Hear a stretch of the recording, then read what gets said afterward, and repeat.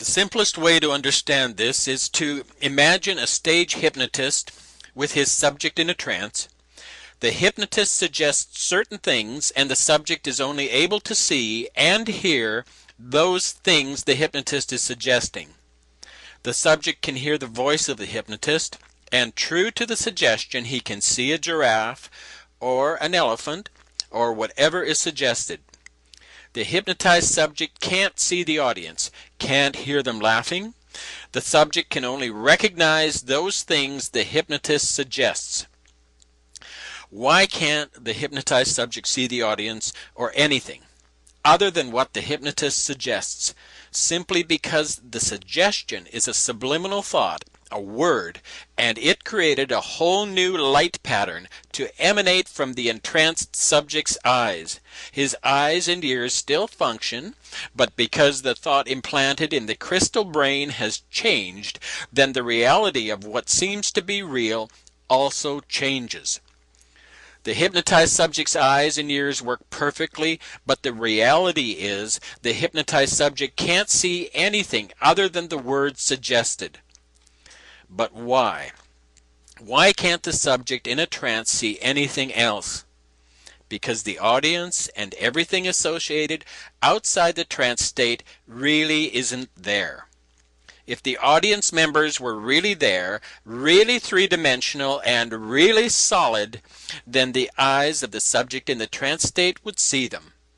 The audience can't be seen because the audience is just light, just a thought, and when the new reality state, the new thought pattern, doesn't include them anymore, they cease to appear as a three-dimensional form.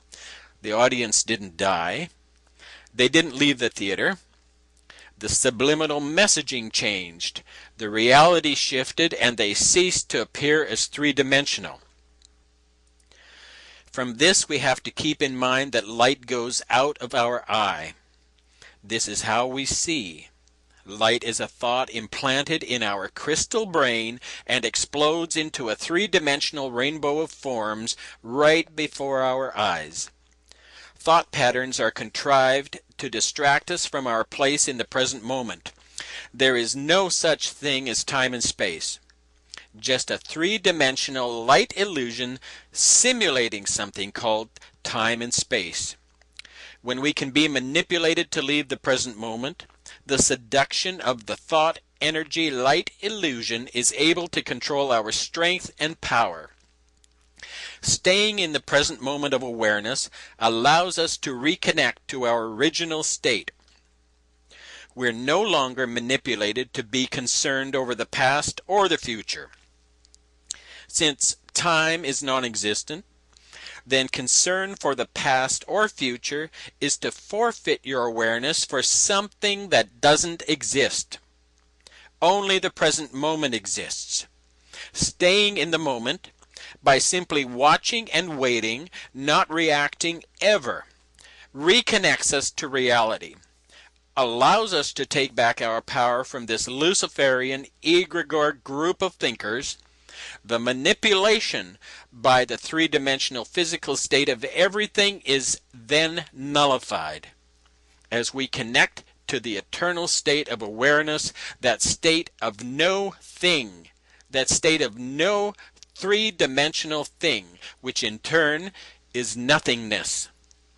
Our power and strength, our wisdom and knowing exists in the moment before thought.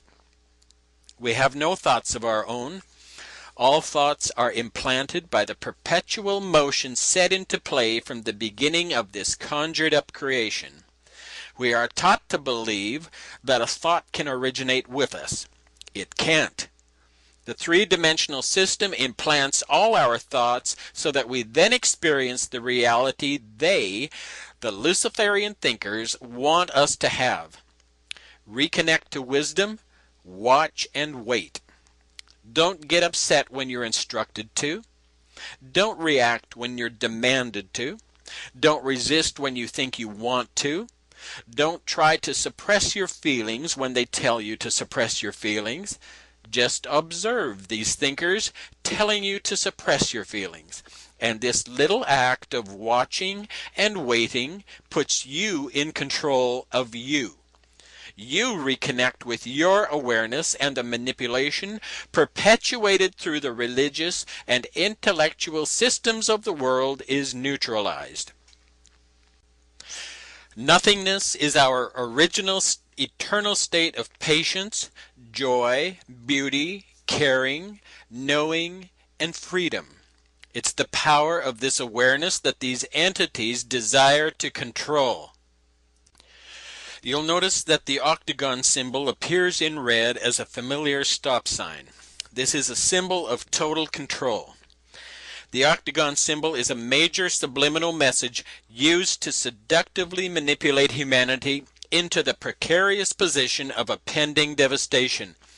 This octagon is formed from one of the light atom symbols, which is a zodiac cross. This is the sun god on the cross. The light atom symbol is one cross. When you take this cross and give it a 45-degree twist, then overlay it behind the first atom symbol, in effect, what you have are two crosses which were used to form the atom symbol. These two crosses now form what is called the double cross. This is the cross of religion and intellectualism. This is the cross of duality, the cross of death, deceit, destruction, and every diabolical system known to man. Not only is this double cross the subliminal shape of the stop sign, a symbol of total control, it is the shape of the Freedom Tower being built to replace the World Trade Center in New York City. This tower has nothing to do with freedom, but has everything to do with the destruction of the undesirables, or, in Luciferian language, the cleansing of the ungodly from the face of the earth. The elite implement this double cross at every opportunity when it comes to perpetuating and completing the agenda on behalf of the greed of the Luciferian thinkers. Their greed drives their desire to be worshipped as God. Their desire fosters thought, and thought fosters the whole three-dimensional experience. And the rest is literally history.